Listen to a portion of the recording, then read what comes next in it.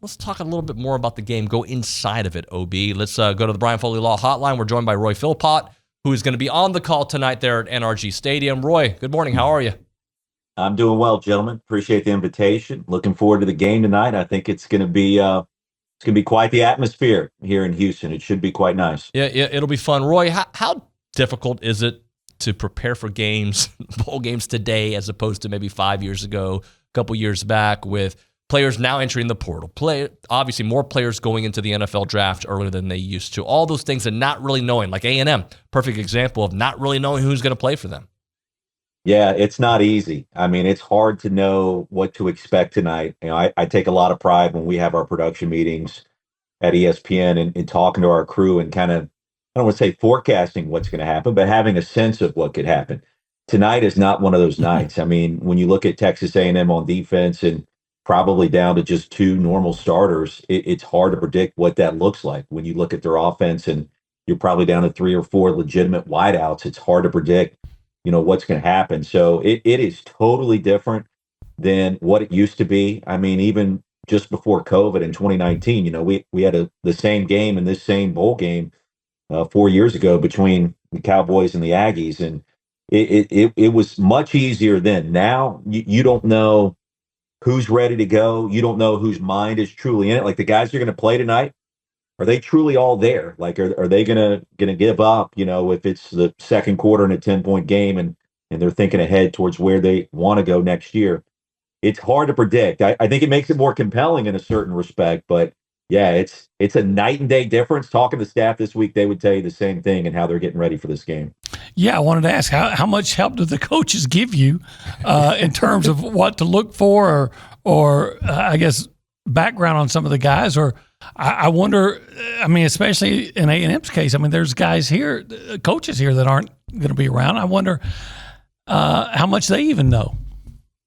I would tell this to Aggie fans, like this staff has done a remarkable job behind the scenes of staying in the present. And I don't think that that's easy to do. If you're Elijah Robinson and you're off to Syracuse and you've been recruiting some for the Orange during your downtime, whenever time that's been over the course of the last few weeks, you're being tugged in all different directions. But, he reiterated to us guys this week that he wanted to be there for this team. He recruited a lot of these players, and I think I believed him. I think his mind has been there, and he has done everything in his power. He has used every second of every day when he's been there in College Station to get ready for this game and to get his guys ready for the game. I think James Coley, the same thing. DJ Durkin, the same thing. I think Coach E has done a remarkable job of making sure that he's not micromanaging, letting his coordinators kind of do their business to prepare for Oklahoma State. But it hasn't been easy. And I mean, to a man, they all said this week, this has been a surreal moment in our coaching careers because, like you said, they're off to other places after this game. But I think they have done their absolute very best to keep these players, in the focus, front and central, and to have them ready. And I think that they will be tonight. I don't know pound for pound how the matchups will shake out when you got some young guys stepping in within that front three, front four. And some faces that haven't played a lot this year. There's talent there, but they just don't have a lot of experience. So that's the wild card. That's the X factor. But I think the staff has done a really good job in just getting what they have ready to go. Roy, a guy who doesn't have that much experience is Jalen Henderson, yet he is somebody I'm not worried about tonight. Just your thoughts on his transition as the third quarterback A&M has used this year and the success he's had. I think he's overachieved. And the one thing I'll say about Jalen Henderson, start number 4 tonight. We've seen him at the end of the year. He's done a good job. He's got a live arm. And I think when he was brought to College Station, that was the thought process for a Bobby Petrino as he evaluated and kind of looked at quarterbacks that were out there. You bring him in from Fresno State, or they've had him from Fresno State. And he wanted to make sure that, that arm strength was there. He checks that box. It comes out at different arm angles. It'll be different, as you guys know, but he can work the ball down the field. And I think he is a known commodity, honestly. I think he does a good job protecting the football. They're going to have to push it a little bit. I think if you're going to beat Oklahoma State, you're looking at their secondary and wondering, okay, where can we attack? And I think if I'm James Coley, that's what I'm thinking about coming into this game. They've shown the ability at times this year where maybe they haven't been as sturdy back there. So that comes down to Jalen Henderson. Let's look at the accuracy. Let's see if his receivers, some of these new faces and familiar names, but can they consistently get open against Oklahoma State's corners and safeties? I think that's a matchup to watch. But I like him. Our crew likes him. I work with Roddy Jones. He played running back at Georgia Tech and is a very good evaluator of talent. I think he likes his arm talent and kind of what he brings to the table. And he's got a couple of starts underneath his belt. So, this is his opportunity to come out and shine, and let's see what he can do. There's going to be a lot of people watching. I think this is going to be a highly rated bowl game. Like I mentioned with the atmosphere, I think it's going to be legit. So, let's see what Jalen can do tonight. I think there's a lot of confidence in what he brings to the table. And Roy, had things been different, the most, I guess, compelling matchup in this whole game would have been Ollie Gordon against that A&M run defense. Of course, you just mentioned how many guys from A&M's run defense or defense as a whole aren't going to be there. So what becomes some of the more compelling storylines that you can focus on, at least going into the game? Yeah, I mean, beyond A&M's beyond A&M's skeleton crew, I guess. Yeah. I mean, I think, initially when we were assigned this game and we had our production meeting, the thought was, Ollie Gordon II against the run D. And then you quickly realize, Walter Nolan, Diggs, Jackson, Overton, handful of other guys are not going to be playing. But there's talent there. And so let's see what, Rylan Kennedy can do, and Albert Regis and some of these other guys, assuming that those guys are playing. I still think that that's worth watching. I want to see Torian York and kind of what he brings to the table. I will say, I don't know that I've heard a staff just glow about a freshman linebacker like what I've heard for York this week. And, the film doesn't lie. He doesn't look like a first-year player. So that's a guy you can build around. I think, how does he handle a guy like, Ollie Gordon II and the way he likes to stiff arm in a weird way? I think that's something to watch tonight, with the way that Gordon, when he gets to that second and third level, he's going to try to smash you.